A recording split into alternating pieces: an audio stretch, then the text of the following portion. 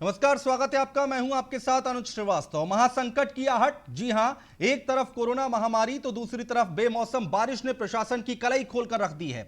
2 दिन से हो रही बारिश से सरकारी क्रय केंद्रों में खुले में रखे सैकड़ों क्विंटल गेहूं बारिश की भेंट चढ़ गए हैं। चाहे वो दादरी हो, अमरोहा, प्रतापगढ़ या बुलंदशहर, हर जगह से ऐसी ही तस्वीरें सामने आ रही हैं। ये वही गेहूं है जिसे किसानों से खरीदा गया है। अब सवाल यहां पर यह है कि आखिर किसकी जिम्मेदारी है अनाजों के रखरखाव की? आखिर इनके रखरखाव की समुचित व्यवस्था क्यों नहीं की गई? ये अनाज सही सलामत रहते तो कितने लोगों के पेट भरते, आहत को राहत मिलती। वहीं कोरोना अपनी पूरी रौ में है और गांवों की तरफ बढ़ रहा है, और अगर गांव कोरोना से प्रभावित होता तो अनाज की पैदावार पर असर पड़ना तय माना जा रहा है। वहीं अनाज की ऐसी बर्बादी होती रही तो पहले ही आर्थिक तौर पर लोग निढाल हो चुके हैं। ऐसे में ऐसी लापरवाही महासंकट की आहट नहीं तो और क्या है।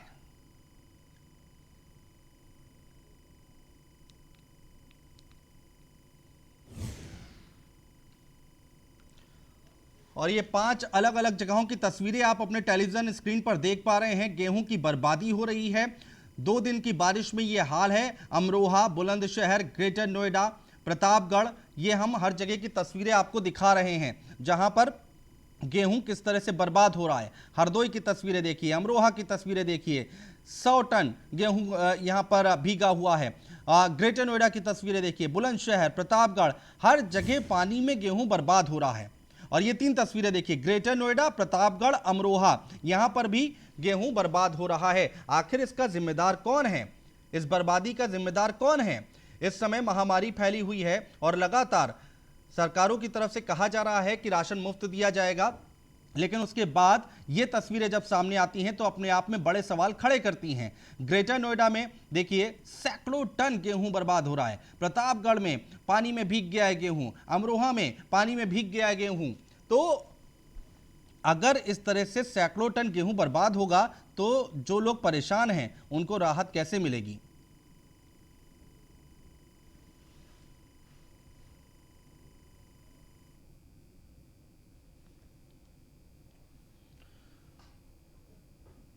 और हमारे साथ 2 मेहमान जुड़ रहे हैं। कपिल श्रीवास्तव एसपी प्रवक्ता हैं और अश्वनी शाही जो कि भारतीय जनता पार्टी से हैं। आप दोनों का बहुत स्वागत है। अश्वनी शाही जी, सबसे पहले मैं आपके पास आना चाहूंगा। ये क्या हो रहा है सर? अलग अलग जगहों से तस्वीरें आ रही हैं, इसका कोई इंतजाम नहीं किया जा सकता था क्या? बर्बाद होना बहुत ही दुखद घटना है। ये नहीं होना चाहिए था। वहाँ के जो अधिकारी हैं उन्होंने पर्याप्त समय रहते क्यों नहीं इसका भंडारण जो है कहीं किसी सुरक्षित जगह पर कराया, ये जांच का विषय है। और अवश्य अनुज जी, इसको जो है सरकार आप लोगों ने उठाया है और इसको जरूर सरकार संज्ञान में लेते हुए वहाँ की, चूंकि जो जिले का भंडारण होता है वहाँ के सप्लाई अफसर की जिम्मेदारी होती है कि वहाँ पर खरीद करने के बाद पर्याप्त समय रहते उसको भंडारण स्थलों तक पहुंचाया जाए। क्योंकि पीछे से चली आ रही चीजें हैं, ये भंडारण की उतनी व्यवस्था समुचित जो है नहीं है, सरकारों के द्वारा नहीं की गई है। तो अनाज खरीद के मंडियों में रखे जाते हैं और मंडियों के बाद धीरे धीरे कुछ अपना पीडीएस सिस्टम में बट जाता है अनाज, कुछ जो है डायरेक्टली जो है चला जाता है, कुछ पीसीएफ के गोदामों में जाता है, कुछ एफसीआई के गोदामों में। इस बर्बादी का जिम्मेदार कौन है? मैं आपसे ये जानना चाह रहा हूं शाही जी कि इस बर्बादी का जिम्मेदार कौन है? उसके खिलाफ कड़ी कार्रवाई कीजिए ना, एक नजीर पेश करिए ना। एक जगह की तस्वीर हो तो मान भी सकते हैं, 5-5, 6-6 जगह से पूरे प्रदेश से अलग अलग जगहों से तस्वीरें आ रही हैं। सैकड़ों टन गेहूं बर्बाद हो गया पानी में। अधिकारी कौन है? कौन वो लोग हैं जो नहीं व्यवस्था कर पाए टाइम रहते? मौसम विभाग ने पहले ही बोल दिया था ना कि बारिश होने वाली है, पहली भविष्यवाणी हो गई थी ना, अलर्ट पे था ना। एकदम आप एकदम सच्चाई कह रहे हैं। मैं आपके बात से इत्तेफाक रखते हुए ये कहना चाहता हूँ कि जो भी अधिकारी उस जिले का होगा वो जरूर इसके लिए दंडित होगा। और कई जगह उत्तर प्रदेश सरकार ने, माननीय योगी जी की सरकार ने अधिकारियों को सख्त निर्देश दिया है कि हर्जाना भी वसूला जाएगा उनसे। आप इसके लिए निश्चिंत रहे। अगर ये गलती हुई है, जिस जिले में भी हुई है, आपने उठाया प्रमुखता से, आपको साधुवाद मैं देना चाहता हूँ। इस अनाज से काफी गरीबों का पेट भरा जा सकता था। बिल्कुल, इसको सुरक्षित नहीं रखा गया। कपिल श्रीवास्तव, कपिल श्रीवास्तव, ठीक है, सरकारों में जो गलतियां हुई उसको आप पुनरावृत्ति, ठीक है कपिल श्रीवास्तव, पिछली सरकारों की गलतियां हैं जो भुगत रहे हैं अभी तक, ऐसा शाही जी कह रहे हैं। अनुज भाई, थोड़ा शाही जी कम बता रहे हैं, मैं थोड़ा अधिक आपको बताता हूँ।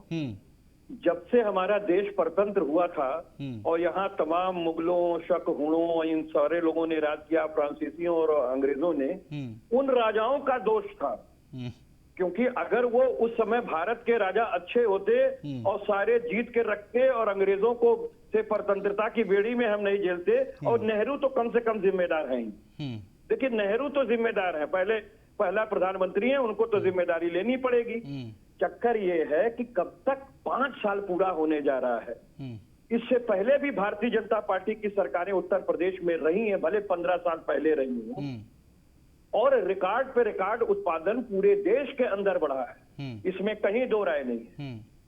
हम ये सीधी बात कहते हैं कि आज के डेट में जो आपके रख रखाव में कमी है, उसकी जिम्मेदारी आप पूर्ववर्ती सरकार पर डालें, और पूर्ववर्ती सरकार में रख रखाव ठीक था, ऐसी कोई समस्या सामने नहीं आई थी, तो उसको भी पता नहीं क्यों ये दूसरों के, अगर आप नहीं कपिल श्रीवास्तव, देखिए नहीं, इस तरह की खबरें हमेशा से आती रही हैं, ऐसा नहीं है कि पिछली सरकारों में ऐसी तस्वीरें नहीं आती थी। ये कहना थोड़ा सा गलत लग रहा है श्रीवास्तव जी। अनुज भाई, मैं आपकी बात से सहमत हो सकता हूं कि चलिए फिलहाल हमारे तो संज्ञान में नहीं है, आप कह रहे हैं जरूर हुआ होगा, लेकिन कम से कम हमने पूर्ववर्ती सरकारों को नहीं कोसा होगा। जब जिम्मेदारी हमें मिल गई, हम 5 साल के अपने अनुक्रम में चल रहे, जिम्मेदारी 5 बजट आप पेश कर चुके हैं, पहले 5.5 लाख करोड़ रुपए का बजट आपने दिया, जो इस समय उत्तर प्रदेश का सबसे बड़ा बजट है, और इससे पहले आपने 27,000 कम करोड़ रुपए का बजट दिया था, लेकिन आपने उसमें से 325 करोड़ रुपए ही खर्च किए और बाकी को आपने खर्चा में लौटा दिया। तो बजट आप भले बढ़ाते जाएं, जब आप खर्च नहीं करेंगे, जिम्मेदारियों का वहन नहीं करेंगे, तो इस तरह की समस्याएं दिन सामने आएंगी। अब शाही जी को साफगोई मन से, ये हमारे मित्र हैं, अब विद्वान प्रवक्ता है, इनको इस बात को मानना चाहिए कि भाई देखिए, लापरवाही और उपेक्षा हुई है, और कोरोना काल के अंदर होना लाजमी भी हो सकता है, लेकिन ये सिर्फ ये कह देना कि सरकार जो है पेनाल्टी लगा देगी, सरकार जो है उनको सबक सिखा देगी, वो सब अपनी जगह पे, तो नहीं, सरकार तो कपिल श्रीवास्तव, कपिल जी, तो फिर क्या किया जाएगा, क्या करेंगे भाई? पेनल्टी लगाएंगे, सस्पेंड करेंगे, नौकरी से निकालेंगे, सजा देंगे, तभी तो एक नजीर पेश की जाएगी, कड़ी कार्रवाई तो बनती है ना। मैं तो एक बात चाहता हूं कि निष्पक्ष जांच आप करा लें, क्योंकि देखिए, ये अनाज का मामला है, किसी के पेट से जुड़ा हुआ मामला है, भूख से जुड़ा हुआ मामला है, भूख से बड़ी चीज कोई इस देश में नहीं होती। आप एक न्यायिक जांच करा लें, इसमें समझ में आ जाएगा कि इसमें प्रशासनिक अधिकारियों की कमी है या सरकार से उन्होंने कोष इसके लिए रख रखाव के लिए मांगा था और पर्याप्त मिला नहीं है। ये बात सामने आ जाएगी, क्योंकि आप किसी भी तथ्य से इनकार नहीं कर सकते। मैं ये नहीं कह रहा कि इस तरह की चीजें होंगी, लेकिन ये जांच के बाद सामने आएगी, और कोई भी पेनाल्टी लगाने से पहले सरकार को स्वयं में भी झांक लेना चाहिए कि उन्होंने दुरुस्त व्यवस्था करने के लिए कपिल जी, सही रकम। कपिल जी, क्या ऐसा नहीं हो सकता था क्या कि जिसकी जिम्मेदारी थी तो थोड़ा गेहूं बचा लिया जाता? सैकड़ों टन वहां पर पड़ा हुआ है, आपको लगता नहीं है कि कितनी बड़ी बर्बादी है ये, कितना बड़ा मुद्दा है ये? यहाँ पर सरकारें फ्री में राशन बांटने की बात कर रही हैं, 2 किलो, 4 किलो, 5 किलो, और यहाँ पर सैकड़ों टन गेहूं ऐसे ही बर्बाद है, लोग भूखे मर रहे हैं। तो क्या वक्त रहते नहीं बचाया जा सकता था क्या? इतना बड़ा काम था ये? भाई बहुत सीधी सी बात है। हाँ। आपको हम छोटा सा एक उदाहरण देना चाहें। जब लालू जी रेल मंत्री थे, तो उन्होंने कहा कि अगर एसी की सीटें खाली जा रही होंगी। जी, आवाज कट गई है शाही जी की। लालू जी का कोई किस्सा बताना चाह रहे थे वो, लेकिन चलिए ठीक है, दोबारा बात करने की कोशिश करेंगे और समझने की कोशिश करेंगे कि आखिर इसमें जिम्मेदारी किसकी है। कपिल जी आ गए। कपिल जी, अपनी बात पूरी कीजिए। अनुज भाई, मैं कह रहा हूं, मैं छोटा सा उदाहरण दे रहा हूं, मैनेजमेंट का उदाहरण है, सीखना चाहिए, चाहे वो कोई भी सिखा रहा हो। लालू जी ने रेलवे के अंदर मैनेजमेंट करके दिखाया था, रेलवे भी हुआ था, बावजूद उसके उन्होंने उन गरीबों को एसी की सैर कराई थी जो कभी जीवन में एसी की सैर की शायद सोच भी नहीं सकते। यानी सेकंड क्लास का टिकट लेने वाला व्यक्ति अगर एसी थर्ड खाली है तो वो उसको प्रमोट करके उसमें भेज दिया जाता था, एसी थर्ड वाले को प्रमोट करके एसी सेकंड में भेज दिया जाता था। यहां तक कि एसी सेकंड वाले को अगर फर्स्ट एसी खाली है तो उसमें भेज देते थे, क्योंकि हमारी तो ट्रेन चल रही है, बोगी लगी हुई है, व्यक्ति उसमें बैठे ना बैठे वो एक कालक की बात है, खर्चा तो नहीं है। मैं इसी बात को कह रहा हूं, सड़ जाए वो गैया के भी काम ना आए, वो अनाज किसी पशु के भी लायक न रह जाए, फफूंद पकड़ ले, हाँ। तो ऐसी स्थिति में कम ठीक से है। कम ये डिस्ट्रीब्यूशन शाही जी आइए। सेक्टर ऊपर तक बढ़ाना चाहिए। बोलिए शाही गरीबी जी, रेखा बोलिए। से ऊपर भी अलग। ठीक है, कुछ कहना चाह रहे हैं, बोलिए। आपने कहा एकदम मैं मानता हूं, अभी अनुज जी ने आपका प्रतिकार भी किया और उस चीज को मैं आंकड़ों के साथ समक्ष प्रस्तुत करना चाहता हूं, लेकिन उसके पहले मैं ये कहना चाह रहा हूं कि भारतीय जनता पार्टी की सरकार ने, केंद्र की मोदी जी की सरकार ने योजना बनाकर जो गोदाम बनाने का काम किया, उसको उत्तर प्रदेश की योगी सरकार मूल स्वरूप दे रही है। वो हमको लग रहा है कि इस साल तक आ जाएगा, गोदामों की कमी नहीं रहेगी आपके उत्तर प्रदेश में, रख रखाव की व्यवस्था ठीक हो जाएगी। लेकिन मैं एक आंकड़ा देना चाहता हूं, आपने बहुत बढ़िया तरीके से मैनेजमेंट भी सिखा दिया और ये कह दिया कि पूर्ववर्ती सरकार और नेहरू तक चले गए, आजादी के मुगलों तक चले गए, राजा महाराजा तक चले गए, राजा महाराजा तक चले गए। लेकिन मैं आपको एक आंकड़ा दे रहा हूँ, 2007 कोसते रहते हैं, नेहरू को ये कोसते हैं, आज हमने कोस दिया है। वो ठीक है, वो कटाक्ष कर रहे थे। ठीक है, बोलिए शाही जी, बोलिए। 2007 तक आपकी सरकार थी, उसके बाद दूसरी सरकार आई, फिर 12 में आपकी सरकार आई। 2007 तक का आंकड़ा मेरे पास है, हापुड़, उरई, हरदुआगंज और इटावा। इटावा आपके माननीय राष्ट्रीय अध्यक्ष जी का जिला है, गांव है। वहां पर कितना अनाज सड़ा था? 13,060 मीट्रिक टन का गोदाम है वहाँ। वहाँ 6617 मीट्रिक टन अनाज रखा हुआ था, जो कि सड़ गया था। जब बदबू आया तो लोगों ने कहा कि ये बदबू आ रहा है, तो अधिकारी चेते, उसके बाद उसको फेंका गया। उसके बाद मैं आपको बताना चाहूंगा, बोलने दीजिए, कपिल जी बोलने दीजिए, आंकड़े बता रहे हैं, बोलने दीजिए। आपके बीच में नहीं बोला। बोलिए। 6,33,000 टन चावल, 1,83,000 मीट्रिक टन गेहूं और 2,200 लाख टन धान बर्बाद हुआ था, जिसके लिए माननीय शरद पवार जी, जिसकी सरकार में आप भी सहयोगी थे, शरद पवार जी ने राज्यसभा में क्षमा मांगा था। सुप्रीम कोर्ट ने कहा था कि इसको गरीबों में बंटवा दीजिए, उन्होंने नहीं माना। बाद में राज्यसभा में जब बवाल हुआ तो उन्होंने कहा कि हाँ गलती हो गई, हमको और आंकड़े हैं आपके पास, और कुछ आंकड़े हैं, बताना चाह रहे हैं आप? सबसे दुखद बचे बात कुछ यह है आंकड़े? कि वोट एक corporation second of Shrivastava India ji, एक सेकंड बोलिए शाही जी, कोई आंकड़े और बचे या हो गया? नहीं, आंकड़े जो हाँ, ठीक है, ठीक है। अब बताइए यहाँ पर श्रीवास्तव जी, कपिल श्रीवास्तव जी, आपको तो पता ही नहीं था, आपके तो संज्ञान में नहीं था। शाही जी पूरी तैयारी के साथ बैठे हैं, फंसा दिया आपको। नहीं, शाही जी कतई तैयारी के साथ नहीं बैठे हैं। ये केंद्र सरकार की लानत खयानत हमारी प्रदेश सरकार पे भेजे हैं और कह क्या रहे हैं कि आप बाहर से उनका समर्थन कर रहे थे। अरे भैया, समर्थन केवल एक मुद्दे पे नहीं होता है। अरे मेरे सुन तो ले, क्या हम सांप्रदायिक दल का समर्थन कर दें? मेरी बात को समझे, हमारी मजबूरी है, हम आपको नहीं कर पाएंगे, क्योंकि आप बंटवारा करो, राज करो की नीति लगाते हैं। हम बहुत सीधी सी, आप कांग्रेस का समर्थन करेंगे, आप मायावती के साथ चुनाव लड़ेंगे, बिल्कुल, हाँ ठीक है, कोई बात नहीं। बिल्कुल, राष्ट्रपति शासन लगाने के लिए बोल दिया था मायावती ने एक बार सपा सरकार में। वो सारी चीजें आपकी अपनी जगह दुरुस्त है। कभी भी किसी का हृदय परिवर्तन हो सकता है, सिवाय भारतीय जनता पार्टी की, क्योंकि भारतीय जनता पार्टी जिस बात पर खड़ी होकर के बनी है, उसको वो छोड़ नहीं सकती है, वो अपनी विचारधारा में परिवर्तन कभी नहीं कर पाएगी। ठीक है, हम लोग ने देखा है देश में जब चुनाव होते हैं ना, तो हृदय परिवर्तन ऐसे होते देखा है। चलिए खैर, मुद्दे पे आते हैं ना, हम लोग मुद्दे पे आते हैं। मैं एक बात कह रहा हूँ कि इन्होंने जो लानत खयानत भेजी, वो केंद्र सरकार की जो जिम्मेदारी थी, शायद वो वहन ना कर पाए हैं, उनके ऊपर भेज रही है। और मैं दूसरी आपको बात बताऊं कि हमारे अपने रिजिम में बहुत से गोदाम बने हैं। गोरखपुर के अंदर भी बना, शाहजहांपुर के अंदर भी बना, बरेली के अंदर भी बना।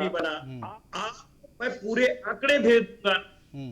चक्कर ये है कि हर सरकार के पास तमाम नीतियां, मैं वर्तमान समय में इनकी बात कह रहा हूं कि जिससे प्रभावित हो रहा है सीधा उत्तर प्रदेश और उत्तर प्रदेश के गरीब। आप देख रहे हैं जो रिपोर्टिंग आपकी आ रही है, उसमें एक पॉलीथिन भी इसके ऊपर नहीं पड़ी हुई, यानी कि ये बात तो सही है, ये बात तो सही है कपिल श्रीवास्तव जी, छोड़ दिया गया है। बिल्कुल ठीक बात आप कह रहे हैं, यही मुद्दा मैं उठा रहा था। क्या वक्त रहते इसको नहीं किया जा सकता था? क्या पता है तूफान आ रहा है, पता है मौसम विभाग अलर्ट पे डाल रहा है, अधिकारी क्या उसके ऊपर एक पॉलीथिन भी नहीं डाल सकते हैं क्या? ट्रॉली लेके लोग 50-50 टन लेके वहां पर खड़े हैं कि भाई इतना गेहूं हमारा बर्बाद हो गया, बताइए इसके किसकी जिम्मेदारी है, कौन है इसके पीछे?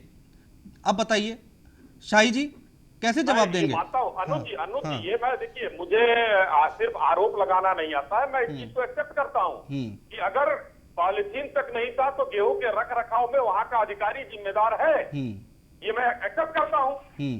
तो उसमें मैं कहीं भी उसका बचाव नहीं करूंगा। उसकी मैं अभी इन्होंने न्यायिक जांच की बात की, हर चीज की न्यायिक जांच हो, हर चीज की सीबीआई जांच हो। अरे भाई, प्रदेश पर आपको जो है प्रदेश की पुलिस पर भरोसा नहीं है, प्रदेश सरकार पर भरोसा नहीं रह गया तो न रहे, लेकिन प्रदेश सरकार को अपने अधिकारियों के ऊपर काम करना आता है, कैसे कराया जाता है, किसको दंडित करना है, किसको शाबाशी देना है, सरकार को आता है।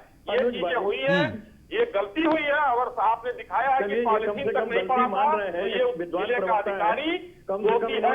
अनुज जी, मैं बहुत विनम्रता से आपसे कहूंगा कि अधिकारी हमारा जिले का दोषी है। क्यों नहीं उसको पॉलिथीन पे ढका गया? समय रहते अगर पहले से तूफान का अंदेशा था, बारिश के आसार थे, तो उसकी व्यवस्था करनी चाहिए थी। अगर नहीं हुआ है तो अधिकारी दोषी है और उसको योगी सरकार छोड़ने वाली नहीं है। दंडित यहाँ तो IAS और IPS नहीं छूटते हैं कपिल भाई। मैं सस्पेंड करने में टाइम नहीं लगता 2 मिनट माननीय योगी जी को, तो यहाँ ये नीचे के अधिकारी बचने वाले नहीं है। मैं आपको आश्वासन देता हूँ। मैं आप पर विश्वास कर सकता हूँ। माननीय योगी जी पे इसलिए नहीं कर पाएंगे कि हमारी प्रयागराज की उच्च न्यायालय नहीं कर पा रही है, क्योंकि उन्होंने जिन तरीके से आंकड़े फर्जीफिकेशन के प्रस्तुत किए थे, और आपको याद होगा कि 11 मई के अंदर जब सरकार ने अपनी बयान हल्फी डाली थी, और उसके भी पीछे कारण था कि बयान हल्फी क्यों सही डालनी पड़ गई, क्योंकि उच्च न्यायालय ने इस बात को कह दिया था कि हम नोडल अधिकारी के रूप में अपने जिला न्यायाधीशों की नियुक्ति करेंगे। तो जब इस बात पे सरकार जानी कि हमारी तो तमाम बखियां खोल दी जाएगी, तो उन्होंने एक शपथ पत्र डाला और वो ये माना कि हमने फर्जी आंकड़े प्रस्तुत किए थे और हमने टेस्टिंग को कम कर दिया है कोरोना काल के अंदर। तो जब सरकार एक मामले में झूठ बोल सकती है, आज भी शाही जी बोलिए। विश्वास करें, सबसे बड़ी बात तो यही है, सबसे बड़ी बात यही है। आज अनाज का देखिए, आप जो सच्चाई है उसको स्वीकार करना कर लेंगे चर्चा किसी मैं मित्र आप पर भरोसा कर हो रही है, सकता हूं, लेकिन आपके टीम 11 और टीम 9 पर मैं भरोसा नहीं कर पाऊंगा। ठीक है। अच्छा, कपिल श्रीवास्तव जी, नहीं चल रही है। कपिल श्रीवास्तव जी, एक बात बताइए। ठीक है, आपके विधायकों और मंत्रियों की सुनी जाती, लेकिन ये सरकार सिर्फ प्रशासनिक अधिकारियों से चल रही है। टीम 11 बनता है, टीम 9 बनता है, लेकिन 9 रत्न के मंत्री नहीं बनाए जाते हैं। ठीक है कपिल श्रीवास्तव जी, कपिल श्रीवास्तव जी, ठीक है, जो सत्ता में है उसको जवाबदेही उसकी बनती है, ये बात तय है। आप सवाल उठाइए, आपका बनता है, बिल्कुल उठाइए। आप नहीं उठाएंगे तो कौन उठाएगा? विपक्ष में आप बैठे हुए हैं। लेकिन एक बात शाही जी की बात भी तो सही है कि अगर आपकी तो कितनी बार सरकार रही, मुलायम सिंह सत्ता में रहे, अखिलेश यादव सत्ता में रहे, आप लोगों ने कुछ ऐसी व्यवस्था करके छोड़ गए होते तो शायद ये दिन ना देखना होता। हाँ ठीक है, मैं मान रहा हूं इस बात को कि जो सत्ता में है उससे सवाल पूछा जाए, लेकिन आप भी तो सत्ता का भोग करके गए हैं ना। इसमें कहीं दो राय नहीं है कि हम अपनी जिम्मेदारी से पल्ला नहीं झाड़ सकते। हमारी 4 बार सरकारें रही हैं, लेकिन 3 बार सरकारें, 4 बार इनकी भी रही हैं। भाई कल्याण सिंह की भी थी, राजनाथ सिंह की भी थी, और अब वर्तमान समय में माननीय योगी आदित्यनाथ की भी सरकार चल रही है। अच्छा, तो वो नहीं करेंगे तो आप भी नहीं करेंगे? नहीं, बिल्कुल नहीं, ये बात बिल्कुल नहीं है। हमने आपको कहा कि हमारे कार्यकाल में बिल्कुल गोदाम भी बनाए गए हैं और इस तरह की समस्याएं नहीं आई हैं। कभी अगर कहीं आ गई हो तो ये हमें जिस आंकड़ों को पेश कर रहे हैं ये पेश कर दें। कितनी बार आई है, कितनी बार आई है श्रीवास्तव जी, कितनी बार आई है? उत्तर प्रदेश में ऐसी तस्वीरें हमेशा आती रही हैं। मॉनसून आता नहीं है कि ऐसी तस्वीरें आनी शुरू हो जाती हैं भाई। ऐसे नहीं बोल सकते आप। इसमें निश्चित है कि देखिए, पूरे देश के अंदर भंडारण की कमी, अगर भंडारण की कमी नहीं रहती तो प्राइवेट और वो सेक्टर को नहीं लाया जाता कि भंडारण के लिए खोला जाए, क्योंकि सरकारों के पास और भी चीजें हैं और वो और भी करना होता है, इसीलिए इस तरह के प्रोजेक्ट आते हैं। बावजूद इसके उत्तर प्रदेश के अंदर जितनी क्षमता थी, हमारी सरकारों ने अपनी क्षमताओं के अनुसार गोदामों की स्थापना भी की है, और इस तरह की घटिया चीजें कभी सामने नहीं आई हैं कि क्रय खरीद करके और रखा हुआ है और उस पर एक पन्नी तक नहीं पड़ी हुई। तो इसको घोर लापरवाही, ये तो बड़ी लापरवाही है, ये तो बड़ी लापरवाही है शाही जी। इससे बड़ी लापरवाही और क्या होगी? आप देखिए, दिल रो रहा है इस समय। इन तस्वीरों को देखने के बाद दिल रो रहा है। लोग भूखे मर रहे हैं इस समय। कोरोना महामारी चरम पर है। अर्थव्यवस्था हमारी कहाँ जा रही है? ऐसे माहौल में जो रोज कमाता है, रोज खाता है, वो भूखे मरने को तैयार है। और इतना अनाज, इतना गेहूं बिना बात के सड़ गया, किसी गरीब के पेट में चला जाता, दुआएं देता चार। अनुज जी, मैंने बहुत स्पष्ट तरीके से और इतने साफगोई से अपनी चीजों को मानने में, क्योंकि हमारे कपिल भाई वकील आदमी हैं और मछली की तरफ फिसलना इनका काम है। मुद्दे पर नहीं रहेंगे, इधर उधर इसको लेके सीधा चले जाएंगे। तो इस वजह से मैं कहना हूँ कि अरे भाई, अगर कोई गलती है तो उसको कहने में कोई गुरेज नहीं है। हम भगवान नहीं है, हम सरकार चला रहे हैं और मीडिया के द्वारा, विपक्ष के द्वारा उठाए गए अगर सार्थक और सकारात्मक चीजें हैं तो उसको मानना हमारा कर्तव्य होता है। अच्छी बात है उसको ये। मानना चाहिए हाँ। और उस पर कार्रवाई करनी चाहिए। लेकिन आपने तो स्पष्ट रूप से कह दिया कि नहीं हमारे सरकार में कुछ हुआ ही नहीं है। अरे भाई अगर नहीं हुआ होता तो ये आंकड़े जो मैंने दिया है कैसे होता, जिसमें एक इटावा का आंकड़ा दिया, हरदुआगंज, उरई, उत्तर प्रदेश के आंकड़े दिए हैं मैंने। कपिल भाई सुन लीजिए, मैंने 4 जो आंकड़े दिए हैं वो उत्तर प्रदेश के आंकड़े दिए हैं। और मैं स्पष्ट रूप से कहना चाहता हूँ कि चाहे सरकार आपकी हो, कहां से प्राप्त की ये तो बता दीजिए, सोर्स क्या है उस आंकड़ों को प्राप्त करने का। मैं मान रहा हूं हमारा स्रोत आप देखिए, अब मीडिया वालों से पूछिए, कहते हैं कि हमें ये मिला, हमारे नहीं बताए जाते हैं, इतनी मैट्रिक टन नहीं बताए जाते हैं। हमारा सूत्र है, उन आंकड़ों को जुड़ा नहीं पाएंगे, इस बात को हम जानते हैं। चलिए हमारा सूत्र बहुत मजबूत है, सूत्र की कोई कमी नहीं है। और मैं अरे जिम्मेदारी से बोल रहे हैं श्रीवास्तव जी, वो कपिल श्रीवास्तव वो भाई टेलीविजन पर आए हैं, डिबेट में आए, जिम्मेदारी से बोल रहे होंगे, झूठ थोड़ा ना बोल रहे हैं यहाँ। और अगर आपको लगता है झूठ बोल रहे हैं आप करिए भाई, इनका विरोध करिए कि भाई हाँ सांच को आंच किया। हमने सिर्फ आदरणीय अपने मित्र से ये पूछा है कि आपने इस एविडेंसेस को कहां से कलेक्ट किया, हमको सोर्स आप एविडेंस बता दीजिए। तो वो बताने के लिए तैयार नहीं, खैर उनकी कोई मजबूरी होगी, लेकिन बावजूद उसके चलिए ठीक है, वो पुरानी सरकारें थी, उनको जनता ने निकाल फेंका, बाहर किया। वर्तमान समय में बड़ा योग्य और डबल इंजन की सरकार चल रही है, जिसमें केंद्र की भी आपकी सरकार है, राज्य की भी आपकी सरकार है। आप हमारी तुलना कभी कर ही नहीं सकते, आप तो डबल इंजन की सरकार है। यही तो भरोसा दे करके या यही ब्लैकमेलिंग कर करके आप उत्तर प्रदेश में आप सरकार चला रहे हैं। कपिल भाई मान रहे हैं ना कि आपकी सरकारें विफल रही है, तो हम आए हैं। आपकी सरकारें विफल नहीं, हम आए हैं। अरे मैं तो ये पूछा, अच्छा ये भी मान लीजिए, चलिए नहीं, अगर आपकी बात मैं मानूं कपिल श्रीवास्तव, अगर आपकी बात मैं मानूं कि अगर डबल इंजन की सरकार नहीं होगी तो क्या प्रदेश में विकास नहीं होगा क्या? नहीं अनुज भाई, यही तो मैं आपको कहना चाहता हूँ, बड़ी तकलीफ की बात है। हाँ। ये तो प्रश्न इनसे करना चाहिए कि फिर ये जनता को ब्लैकमेल क्यों करते थे कि जब डबल इंजन की सरकार होगी तो ज्यादा तेज विकास होगा। क्योंकि जब कोई दूसरी सरकार होती है तो वो रोड़ा अटकाने लगती है, वो तमाम अपने उन चीजों को नहीं करती। क्या सौतेलापन को माना नहीं है सुप्रीम कोर्ट और हाई कोर्ट ने तमाम अभी कोरोना के अंदर नजीरें हैं ऑक्सीजन को लेकर के। तो मैं उसकी बात नहीं करना चाहता, आप भी एक पत्रकार हैं, वरिष्ठ पत्रकार हैं और खूब समझते हैं आप इन बातों को। लेकिन मैं इन बातों को ये कहना चाहता हूं कि देखिए माननीय शाही जी, बहुत घोर लापरवाही हुई है। इतना अनाज सड़ा, अगर ये किसी गरीब के पेट में जाता तो उसका पोषण करता। बावजूद उसके एक पन्नी तक अगर हासिल नहीं है तो ये सरकार को भी जिम्मेदारी लेनी पड़ेगी और ये नहीं, वो जिम्मेदारी ले रहे हैं। शाही जी ने बड़ी ईमानदारी के साथ उन्होंने एक्सेप्ट कर लिया। देखिए इसी को मैं कह रहा हूँ कि अनुज भाई, शाही जी जिस तरीके से इन्होंने अपना हृदयंगम अपनी गलतियों को किया है, मैं ये चाहता हूँ कि उसका सुधार भी जारी हो जाए। मैं ये चाहता हूँ कि कब तक कार्रवाई हो जाएगी। हमारी सरकार सुधार करने ही आई है।